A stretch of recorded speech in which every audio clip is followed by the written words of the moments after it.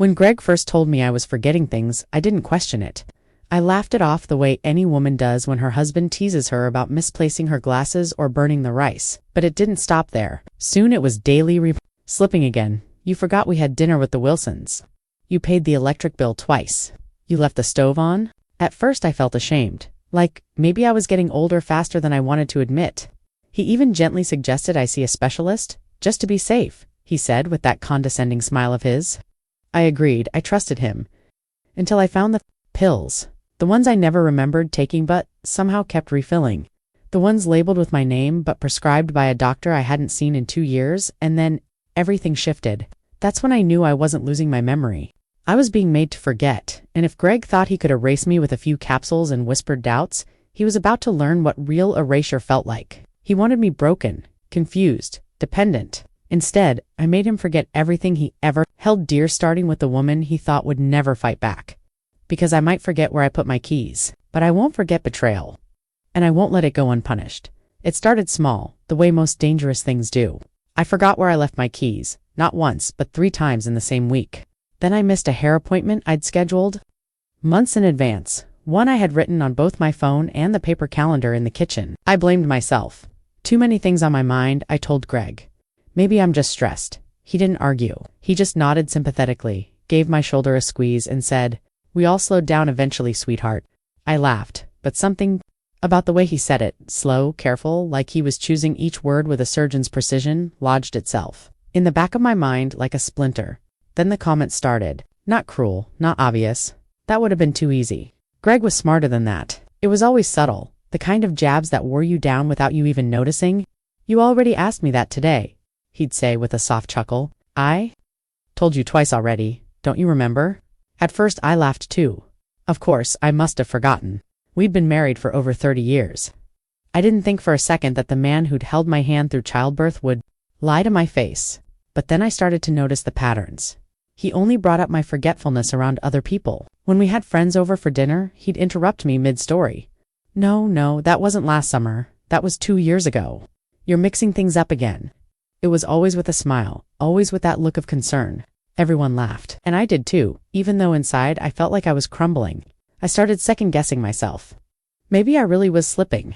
Maybe my brain was turning to mush, slowly but surely, and Greg was just doing his best to help me. The worst part was that our daughter Marissa started believing it too. One day I was picking up my grandson from preschool when she called me. Frantic. "Mom, where are you?" she snapped. "You were supposed to be here an hour ago." I was stunned. I had it written down. Pickup was at 3. I looked at my phone. 3 o'clock. But I was wrong, she said. It was 2. "You're worrying me," she said gently, after I apologized for the 5th time. "Dad said, you've been forgetting a lot of things lately. Maybe you should see someone." That was the moment the floor began to shift beneath me. I wasn't just forgetting appointments. I was losing trust. In myself, in my memories, in my own daughter, and most of all, in Greg. He never lost anything. Not a single receipt. Not a key. Not a meeting or a bill or a phone number. He was always calm, always in control, and always there to clean up whatever little mess I made. "He started taking over the bills, so you don't have to stress," he said. Then he began handling the grocery orders.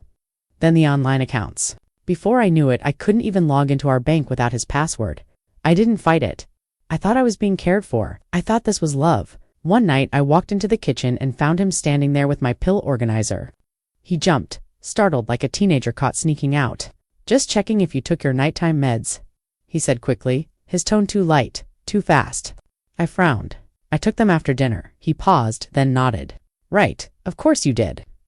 But he didn't put the organizer back in the cabinet. He tucked it into his pocket. I didn't sleep that night. The next morning, I went straight to my doctor's office. I didn't call Greg. I didn't tell anyone. I just went. The receptionist gave me a confused look when I asked about the medication I'd supposedly been taking. She typed, clicked, squinted at her screen. "You haven't been prescribed anything new in over a year," she said. I stared at her. "Are you sure? I've been taking these little white pills every night. They say they're to help with anxiety." She shook her head. "We discontinued that prescription months ago. You were only given a 30-day supply." I left the office. Shaking, I got in the car and sat there, gripping the steering wheel so hard my knuckles turned white. I felt sick. I felt stupid. I felt betrayed when I got home. I waited until Greg left for his tennis club. Then I went into his office, a room I hadn't entered in months. He always kept it locked now. Said it was because of sensitive work. Documents. I picked the lock with a bobby pin, and 30 years of pent-up suspicion. It didn't take long to find what I was looking for. The drawer in his desk wasn't even locked. Inside was a bottle of pills, identical to the ones I'd been taking. The label had my name, but the prescription date was recent. Too recent. My hand shook as I read the bottle again and again, and there at the bottom of the drawer was a second bottle. Same medication, but this time with his name on it. Prescribed by a different doctor. A private one. I looked up that name later. The clinic specialized in geriatric psychiatric assessments, memory loss, cognitive decline, medication to manage difficult aging patients. That was when it hit me. I wasn't forgetting because I was old. I was forgetting because he was making me forget. And the more I thought about it, the clearer the picture became. The comments, the fake concern, the control over our finances. He wasn't helping me, he was preparing the world to watch me disappear, and I almost let him. But if Greg thought I was going to fade quietly into the background, he didn't know me at all. I didn't tell anyone what I had found, not yet. I needed more than suspicion and prescription dates. I needed something undeniable. Something he couldn't twist into concern or confuse with clever words. Because if I'd learned anything in the decades of being married to Greg, it was that he always had an explanation ready. He could make people believe the sky was green if he said it with the right tone. He had a face people trusted. Patient, reliable. It was a skill he'd honed over years of charming neighbors, coworkers, friends. Everyone thought Greg was a saint. He volunteered on weekends, brought donuts to the office, remembered people's birthdays. No one would ever believe that same man could slowly erase his wife's mind, just to get her out of the way. So I started playing along.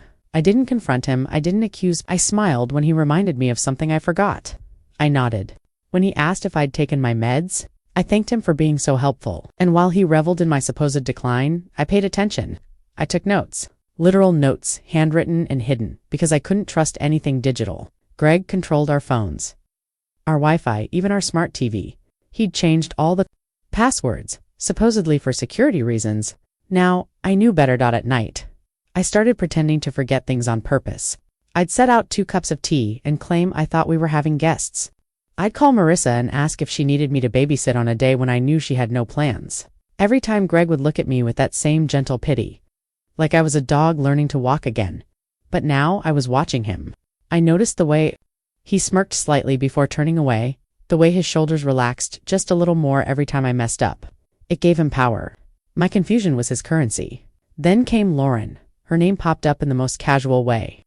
We were watching the news when Greg's phone buzzed. I glanced down and saw a message banner flash across the screen. Hotel confirmed for Saturday.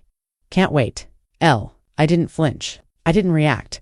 I just tucked that name away in my mind like a loaded weapon. Later, when Greg said he had to go out of town for a business retreat, I offered to pack his bags. He refused, insisted it was only for one night, just a quick meet and greet with new clients. I smiled, kissed his cheek, and waved him out the door. The second he left, I opened our laptop. Of course, the browser history was wiped, but the man had never been good with credit card statements. One peek at our joint account showed charges at a spa hotel 2 towns over, jewelry from a boutique he hadn't visited in years, and dinner reservations for 2 at a place we hadn't been. 2 since our 20th anniversary. The next morning, I drove there myself. I didn't try to be subtle. I walked straight into the hotel lobby like I belonged. At the front desk, I smiled politely and said I was checking on my husband's reservation. Gregory Walker, I said, and watched the receptionist blink in confusion before nodding. He's already checked in.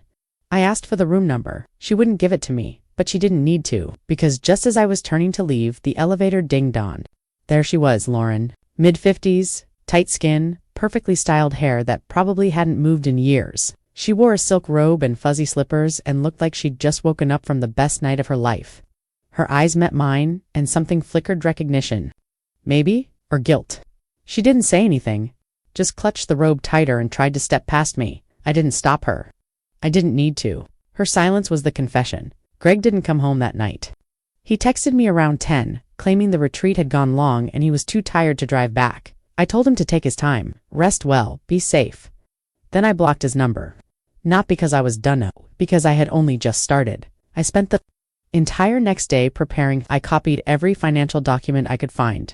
Mortgage papers, investment accounts, wills. I contacted a lawyer I knew from years ago, someone who owed me a favor. I transferred half our savings into a new account with only my name.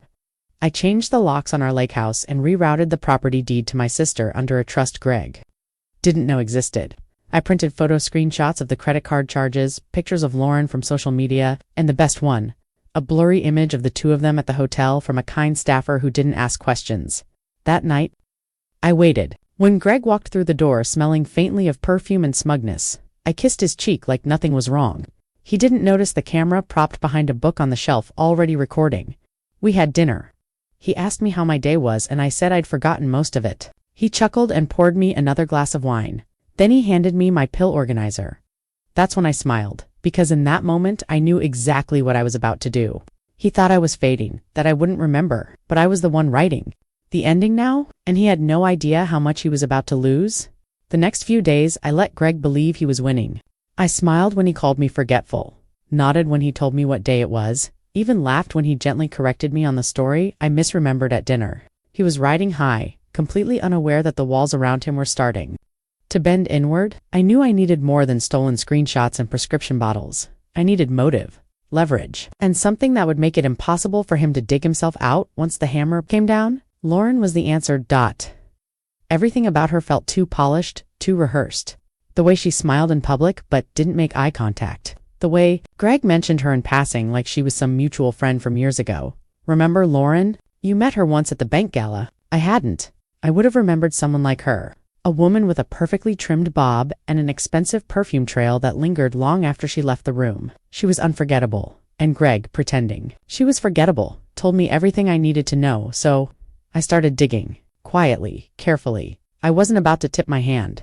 I found Lauren's full name by checking Greg's old files in the home office. He thought I didn't know how to unlock. There it was, Lauren Denton. Her name on a contact sheet from a business mixer. Then again on a restaurant reservation receipt that Greg had stupidly left in his coat pocket. From there, it wasn't hard to track her down. Social media made it easy. A few scrolls and I had access to photos, friends, and even public post quotes about second chances, fresh starts, and how some people are worth waiting a lifetime for. One caption stuck with me. 35 years later, and you still make my heart race. 30 years. We'd been married 32. I stared at that sentence for a long time. Then I checked the timestamp. 2 months ago. She'd waited. Or maybe she'd just paused. Either way, it confirmed what I suspected. Lauren wasn't new. She was the one. The one Greg had always wanted. The one he never stopped thinking about. And apparently, the one who'd finally given him a reason to get rid of me. I wasn't losing my memory. I was standing in the way, and he was ready to clear the path. The next step wasn't easy. It involved visiting the place I never wanted to go again. Greg's old college town. A sleepy little area with cobbled streets, cheap coffee shops, and a small alumni center that still kept paper files for reasons unknown. I told the front desk attendant I was working on a memoir about my husband's early career and needed a few materials for reference. She didn't question me. She pulled out a folder labeled Gregory Walker, Class of '89. Inside were programs, newsletters, and a photo I hadn't seen before. Greg, 22, grinning ear to ear, arm draped, around a woman who looked suspiciously like Lauren Denton. Same eyes, same smirk, same posture written underneath in faded ink, G. Walker and L. Denton, Spring Dance. 1988. I felt sick. They had history. Not just a fling, not just a memory. A full, young, idealistic history. She wasn't just the one who got away. She was the one he couldn't forget. And I was the backup. The safe bet. The woman who would iron his shirts, pack his lunch, raise his daughter, and step aside quietly when her usefulness expired. He probably told himself I was lucky. Lucky to have a man who stuck around. Lucky to be cared for. Lucky. What a joke. On the drive home, I kept replaying every interaction we'd had over the last year. The way he'd started making decisions without asking me. The way he took control of our finances. The way he laughed just a little too hard whenever I forgot something. It wasn't accidental. It was conditioning. A slow, methodical erosion of my confidence designed to make me question reality until he could rewrite it himself. But if Greg wanted to manipulate my memory, then I'd turn his against him. I wasn't going to just take him down. I was going to take everything he remembered fondly and make him regret ever bringing her back into our lives. That's when I made my move. First, I gathered everything he cherished. His old college yearbooks, his promotion plaques, even his collection of cufflinks passed down from his grandfather. All of it went into a box, not to destroy, but to replace. I swapped them out with perfectly identical versions I found online, each with one small difference: a distorted photo, a missing name, an incorrect date. Subtle, but unsettling, enough to make him question his own memory. Then I began erasing quietly, systematically, photos from our wedding. Removed, replaced with photos from random family events dated differently. Our travel scrapbooks. Altered. I scanned the images, edited myself out, printed them, and slipped them back in. The vacations we'd taken, the places we'd gone, he'd remember them differently now. He'd flip through pages and wonder when things had changed. Why his memories didn't match? Why, nothing quite added up. I even changed the audio greetings on our voicemail. His voice, once met with my laughter, now met with silence. He called his own number and heard nothing. No warmth, no familiarity, just static, just absence. The final touch. I started misplacing his things, his car keys, his phone, his reading glasses, always just far enough away that he'd find them. Eventually, but not before spiraling into mild panic. And when he found them, I smiled. It happens to the best of us, I'd say. Echoing the same words he once said to me. And then I watched. Greg didn't crack right away. But over time, the seeds I'd planted began to sprout. He got quiet, distant, he double-checked things more often, started writing things down, mumbling to himself, second-guessing his own thoughts. At night, I'd hear him pacing in the hallway, whispering under his breath like he was trying to remember something just out of reach. He asked Marissa if she'd noticed him slipping. She said no, because I'd made sure she wouldn't. I'd spent the last 2 weeks reconnecting with her, telling her how Greg was getting tired, how he seemed different lately. I'm worried, I said softly. He's just not himself. It was the truth. He wasn't himself anymore, and he never would be again. From the outside, nothing had changed. Our house still looked pristine, flowers blooming in the front yard, the same seasonal wreath on the door, the porch light flicking on at precisely 7 each evening. But inside, I was building a new reality brick by brick, and Greg didn't even notice. That was the most satisfying part. He thought I was falling apart, losing my grip on time, place, people. But every forgotten item, every misplaced belonging, every confused glance he gave was all part of the illusion I was crafting. One meant to leave him uncertain, rattled, and eventually broken. He was slipping and I was accelerating. I stopped taking the pills completely, replacing them with identical-looking supplements from the health store. Nothing that could mess with my head. Just enough to keep the charade alive. I left the bottles out in plain sight so he'd think I was still under his control. Every time he asked, "Did you remember to take your meds?" I'd smile sweetly and say, "Of course, dear." He never checked. He didn't want the truth. He just wanted confirmation that his plan was working. I began backing up every conversation. I bought a hidden voice recorder, one of those cheap models disguised as a USB drive, and started keeping it in my purse or tucked into the corner of the living room bookshelf. At night, I would listen to the recordings with headphones, cataloging the lies Greg told, the way his voice changed when he was caught off guard, the little sigh he gave whenever I asked a question he didn't want to answer. I started building a timeline: when the manipulation started, how it escalated, when Lauren re-entered his life, and what he was doing behind my back. Every lie became a data point, every word a clue. I wasn't unraveling, I was documenting. Then came the money. For years, Greg had handled the finances. I thought it was sweet back then. Now, I saw it for what it was: control. So I started taking it back, piece by piece. The joint checking account. I opened a new one in my name only and slowly redirected any automatic deposits or returns that came in. Our investments. I contacted our financial advisor and scheduled a private consultation where I explained that we were updating our estate plans and needed to reassess our portfolio independently. He didn't ask questions. Most men don't when a woman starts talking about trusts and probate. I also started removing myself from liabilities. The lake house was first. Greg loved that place. Mostly because it was a symbol of his success, bought with a bonus he never let anyone forget. But he had no idea that the title had been held jointly under a trust I set up years ago, with an old lawyer friend of mine as the trustee. When I contacted him again, he was more than happy to help. Within a few days, the house was out of Greg's reach, and sitting safely in the name of a relative he'd never met. I didn't even bother telling him I wanted to wait until the day he decided to escape there with Lauren, only to find he no longer had the key or the legal right to step foot on the property. Everything he thought he controlled was slowly being removed from under him. But the most satisfying part, he still believed he had the upper hand. He strutted through the house like a man who held every card, unaware that his entire hand had been swapped for a stack of blank paper. Then I found the burner phone. It was in his car, hidden in the glove box beneath an old stack of manuals. I had gone out to check the tire pressure, something he usually did, but I claimed I forgot. When I opened the compartment, it was just sitting there, glowing faintly with a message on the lock screen. Can't wait until she's finally out.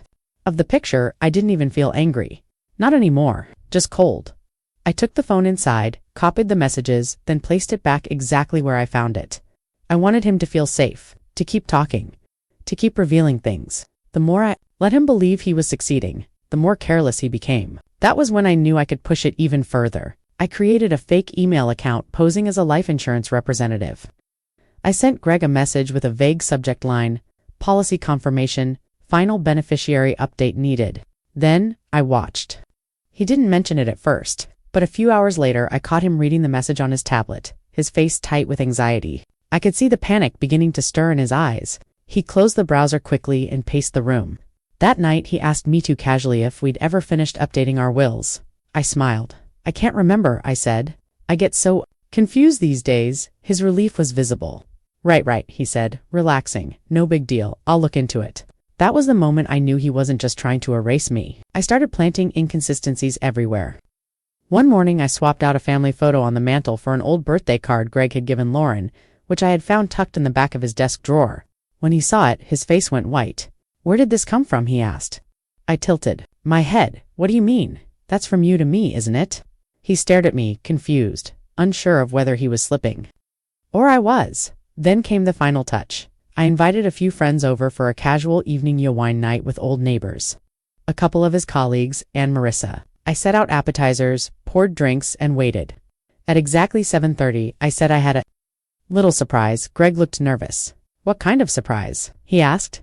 I smiled. I've been compiling old family videos, I said sweetly. You know, to remember the good times. He chuckled nervously. As I turned off the lights and hit play, what followed wasn't a family montage. It was footage, subtle, damning footage.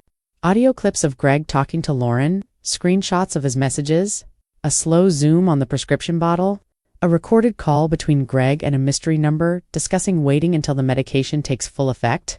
The room was silent. Even the ice in the drinks had stopped clinking. Marissa stood up slowly, her face pale. Dad, what is this? Greg opened his mouth, then closed it. He looked at me, his eyes wide with panic. I didn't say a word. I just smiled. Not big, not smug, just enough to say, now you know what it feels like. Because if he wanted me to live in confusion, then he could live in chaos. And the best part? I hadn't even touched the real revenge yet. That was coming next. Greg didn't speak to me for 2 days after that night, not a word. He walked around the house like a ghost, quiet and agitated, unsure of how to approach me or anyone else. I wasn't surprised. I had shattered the little world he thought he had built, and now he was scrambling to gather the shards, unaware that some of them had already been swept away, never to be found again. But I wasn't done yet. I wanted him to feel everything I had felt, the confusion, the betrayal, the slow, suffocating paranoia, so I made it worse, subtly, strategically. It started with the keys. I removed his from the hook by the door and placed them under the bathroom sink behind a pile of old towels. When he went to leave for work, they were gone. He tore the house apart looking for them. I pretended to help, offering calm reassurances like, "It's okay, Greg. You probably just misplaced them. Happens to the best of us." He laughed nervously, sweat building on his temples. Been planted a few days later, I moved his car. Just 2 blocks down, parked on the opposite side of the street, barely visible unless you walked past the neighbor's hydrangea bushes. He woke up to an empty driveway and panic shot through him. Like lightning, "My car's been stolen," he shouted, grabbing the phone. I stopped him gently. "Are you sure?" I asked, my voice soft. "You've been under a lot of stress lately. Maybe you forgot where you parked. That hesitation, just 1 beat was all I needed." He paused, blinking, uncertain later. When he finally found the car, he looked at me differently. Suspicion, dread, but not directed at me, at himself. I could almost see the thoughts churning. Was he slipping? Was this how it began? I made sure to leave reminders of his own mistakes everywhere. A burned pan he didn't remember using. A calendar entry for a dentist appointment he swore he never made. A voicemail from a pharmacy saying his prescription had been refilled, even though he had no idea what prescription they were referring to. That one was especially fun. I used a burner number and a friend's voice, slightly altered with a free voice modulator app. Slowly, he started unraveling. He double-checked everything, locked the doors 3 times before bed, started making lists, talked to himself when he thought I wasn't listening. I once caught him staring into the mirror in the hallway, mouthing words silently as if practicing a speech. Then came the paranoia. One morning, I caught him in the garage, hunched over his phone. He didn't hear me at first, and when he finally noticed I was behind him, he jumped like I'd fired a gun. "What are you doing?" I asked. "Just checking the oil in the car," he mumbled, phone hidden behind his back. "Must be a modern engine," I said dryly. "If you need a flashlight app to check it." He didn't respond. That night, I checked the call log on our shared phone plan. He'd made 4 calls to a number listed as Private Wellness Center. I Googled it. A high-end memory care clinic, 2 towns over. Interesting. I kept that one in my back pocket. But the part that made me smile most wasn't how frightened he looked, or how frequently he started misplacing things. It was how much he began to isolate himself. Lauren stopped calling. Their weekend work trips disappeared. And when I subtly asked, "You haven't talked to her lately, have you?" he shook his head too quickly. "She's busy," he said. "She's going through some things." Right. I had paid Lauren a visit myself. Well, not directly. I sent her an anonymous email with all the screenshots of Greg's ones where he called her my escape, the future, my real wife. I didn't even include a threat or demand, just the evidence. The rest took care of itself. She stopped replying almost immediately, and now he was alone. But being alone wasn't enough. I wanted him to feel what it meant to lose everything, so I made one final move. We had a safe in the master bedroom closet, hidden behind a row of old winter coats. Inside were documents Greg considered untouchable: passports, old letters from his father, even a small envelope with a few $1,000s in emergency cash. He was meticulous about it. The combination was his birthday, but reversed. One afternoon while he was at the store, I opened it and removed everything. I replaced the contents with blank pages, Monopoly money, and one single photo: me, holding up a sign that read, "Now you know how it feels to be erased." I locked the safe and went back downstairs. That night, I saw him open it. It was around midnight. He thought I was asleep, but I watched through the crack in the door as he crouched inside the closet, turned the lock, and stared down into that empty void. He didn't speak. He didn't move. The next morning, he was different. Hollow dot at breakfast. He didn't ask me to take my pills. He didn't talk at all. Just sat there pushing scrambled eggs around his plate like a child. Finally, he looked up. His eyes were red. "Rebecca," he said, voice trembling, "do you think I'm losing it?" I leaned forward slowly. "What do you mean?" "I don't know. Things feel off. I can't explain it. I keep forgetting where I put things. I can't sleep. And sometimes I feel like I'm being watched." He looked genuinely terrified. I put a gentle hand over his. "You're probably just overwhelmed. Everyone forgets things sometimes." He nodded slowly. Maybe that's it. But it wasn't, because while he questioned his sanity, I was preparing to take everything else: the house, the savings, the pension. And the final blow? I was about to make him forget the one thing he still clung to, his own sense of control. And once that was gone, I wouldn't just be the woman he tried to erase. I'd be the one he could never stop remembering. The day I served Greg the divorce papers was the calmest morning we'd had in weeks. No arguing, no pretending, just silence. He came down to the kitchen, still groggy, face pale from another sleepless night. He had stopped shaving, and his eyes, once sharp with smug certainty, now looked fogged over, like a man wandering through a house that no longer felt like his own. I placed the envelope in front of him without a word. He stared at it for several seconds, not daring to touch it. Then finally, he looked at me. "What is this?" he asked, though he already knew. "I think you're losing your memory," I said, sipping my tea. "But don't worry, I've taken care of everything." He opened the envelope slowly, hands trembling. The papers were clean, straightforward. I had consulted a lawyer months ago, quietly, efficiently. The terms were unshakable.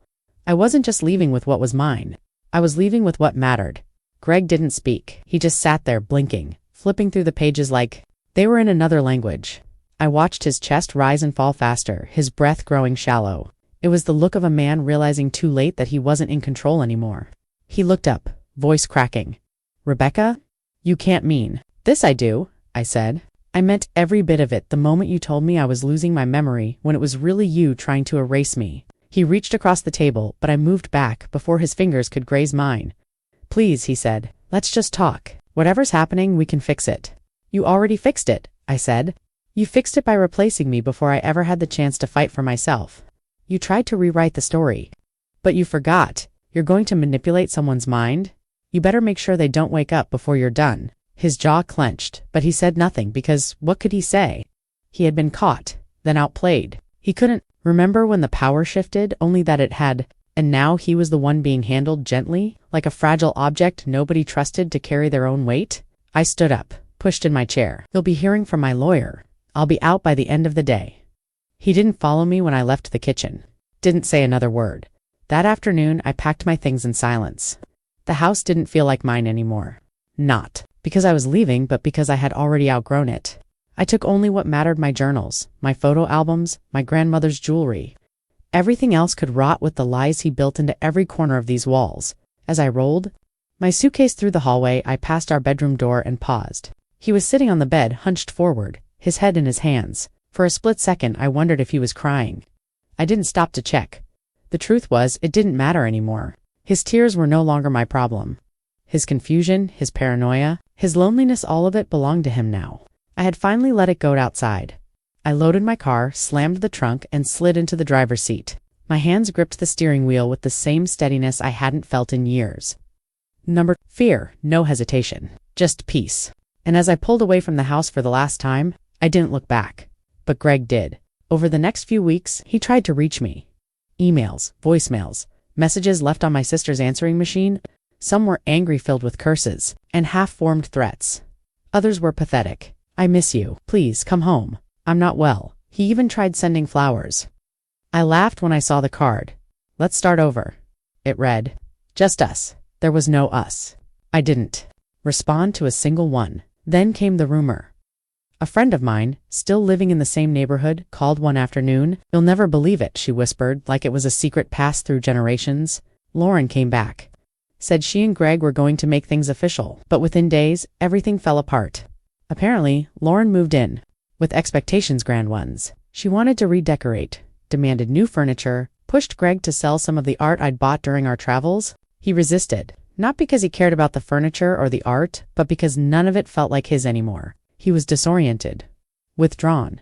And Lauren, she wasn't built for nurturing. She was built for the fantasy and illusion that collapsed. The second reality walked in the door. By the second week, she was gone. And Greg, he was a mess. His employer, once loyal, started making quiet moves to push him out. Missed deadlines, poor presentations, moments in meetings where he lost track of his own notes and mumbled apologies no one accepted. The same coworkers who used to admire him now whispered about him like he was an old computer running on fumes. The final nail came during a quarterly review. He was supposed to present a 5-year plan. Instead, he opened the wrong slideshow, then froze for nearly a full minute as 20 people stared. One of them laughed. Not cruelly, just out of discomfort. Greg didn't finish the presentation. He left the meeting, went home early, and didn't go back the next day. When the company gently suggested early retirement, he didn't fight it. He simply signed the paperwork and walked out. Head down, and that's how it ends for people like him. Not with fire, but with silence. Meanwhile, my life blossomed. I moved into a small cottage by the water, nothing fancy, but it was mine. I joined a book club, started volunteering at the local library, even took up watercolor painting. It was the first time in decades I felt like I had full ownership over my time, my choices, and my joy. And Greg, he sent me one last letter, handwritten, shaky, desperate. He told me he was forgetting things, real things now, people's names, where he parked, sometimes even what day it was. He begged me to come back. You were always the strong one, he wrote. I need you. I didn't write back because here's the truth. He told me my memory was fading, that I was slipping, but in the end, it didn't pull at my heart, didn't make me question my choices or miss the life I'd left behind. If anything, it reminded me just how far I'd come. I reread it once, twice, maybe then slid it into the back of a drawer I rarely opened. Not to keep, but to bury. He wanted a reaction, but all he got was my silence. And that silence was deafening. That's what people like him never understand.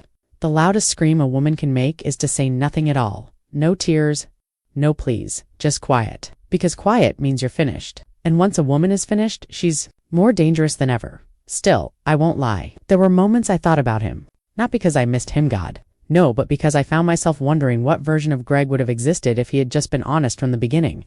If he had treated me like a partner instead of a prop. If he had never tried to gaslight me into submission. But those thoughts were fleeting. Like background noise. They came and went, leaving no imprint on my day. It was the morning of my 60th birthday when I learned the real twist in Greg's story. I was sipping coffee in the sunroom, watching the ocean waves roll in, when my phone buzzed with a message from a number I didn't recognize. It was a photo, no text. Just the image of Greg, sitting alone on a park bench, looking completely unrecognizable, disheveled, gaunt. His once precise haircut had grown out into uneven tufts, and his clothes hung off his frame like they belonged. To a stranger, I stared at the photo for a long time. Then another message came. You should know, he doesn't remember much anymore, not even his own name some days. But he keeps asking for Rebecca, over and over again. I'm a nurse at the facility he was transferred to last month. You were listed as his emergency contact. I understand if you don't want to be involved, just thought you should be aware. I deleted the message, but not because I was angry. I deleted it because it made me feel nothing. Greg was gone, in every way that mattered. Whether it was dementia, stress-induced memory loss, or just karmic decay, didn't care. He had built his life on manipulation, and now his mind was devouring him from the inside out. The irony was almost poetic. He had tried to convince me that I was the one losing my grip. Now he was the one who couldn't tell dream from reality. But the real beauty, I wasn't the same woman he once tried to erase. I had become someone else entirely. I had friends, now real ones, women who had walked through their own personal wars and emerged with fire in their eyes and laughter that couldn't be faked. We traveled together, spent weekends at wineries, shared stories about the men who had underestimated us, and the lives we built after. They called me the Phoenix not just because I had risen from ashes, but because I had burned everything down myself and still found a way to fly. One of them, Mira, was especially curious about Greg. Do you ever think about going to see him? She asked one night as we shared a bottle of wine under a sky full of stars. You know, for closure, I smiled. I already got my closure the day I walked away and didn't look back. But what if he really doesn't remember anything? She pressed. Then it means I finally succeeded. I said, he made me question my sanity for so long. Now he gets to live in that uncertainty. Only this time, it's real. We clinked glasses and moved on. But the universe wasn't done. A week later, I received a formal letter from the care facility. They were requesting that I sign off on Greg's medical transfer to a long-term memory care unit. Legally, I still had power of attorney and other detail he had neglected in his arrogance. Assuming he'd never need help from the woman he tried to replace, I stared at the paperwork for hours. Not because I didn't know what to do, but because of the cold, surreal finality of it all. It was one thing to ignore a message. It was another to hold a document that, with a single signature, could decide how the rest of someone's life would unfold. Eventually, I signed it, not out of mercy, but because I wanted it.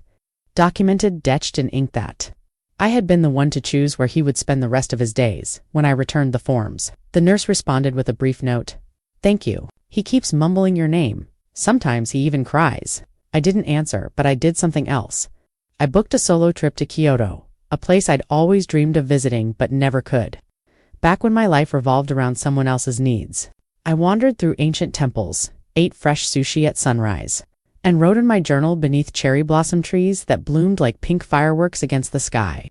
I didn't check my email once, and when I returned home, a letter was waiting. This time, not from Greg, it was from his sister, Margaret, one of the few family members who had always kept her distance from our marriage. She wrote that Greg's condition had worsened. He was nonverbal now, but he kept a notebook by his bedside, and every day, even with his mind slipping further, he scrawled the same word into its pages. Rebecca. She enclosed one of the pages. It was barely legible, a scribble, but I recognized the curve of the R, the heavy pressure he always used when writing in ink. I folded the note carefully, then lit a match and watched it turn to ash in my fireplace.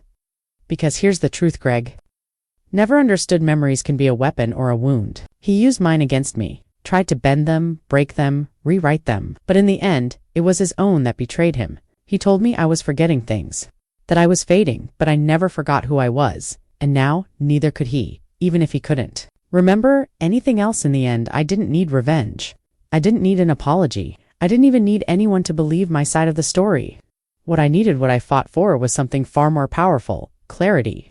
The kind of clarity that doesn't come in a sudden burst or with a dramatic confrontation, but through quiet realization, through the understanding that I had been more than enough all along, and that the version of me who doubted her own instincts, her own memory, her own worth, that woman was gone. Greg's downfall wasn't because I ruined his life. I didn't have to. He was always the architect of his own collapse. Every lie he told, every gaslight flickered, every manipulation, it all stacked like rotting beams in a house that was bound to cave in. I simply walked out before the roof collapsed. And when it did, I wasn't there to get buried in the rubble. What started as a story of being erased, ended with me writing a new one on my terms. No longer someone's afterthought, caretaker, or emotional sponge, I became the author of my own freedom. I planted roots in peace, danced in the company of those who cherished me, and reclaimed the years I once thought were lost. Some might call it poetic justice, others might say it's karma. But for me, it's just life correcting itself. He told me I was losing my memory, that I was slipping, fading, becoming someone to be pitied and managed. But now I live in full color, and he's trapped in the fading grayscale of a life built on falsehoods, calling my name into the void, hoping for a rescue that will never come because I remember everything, and I will never forget who I am again.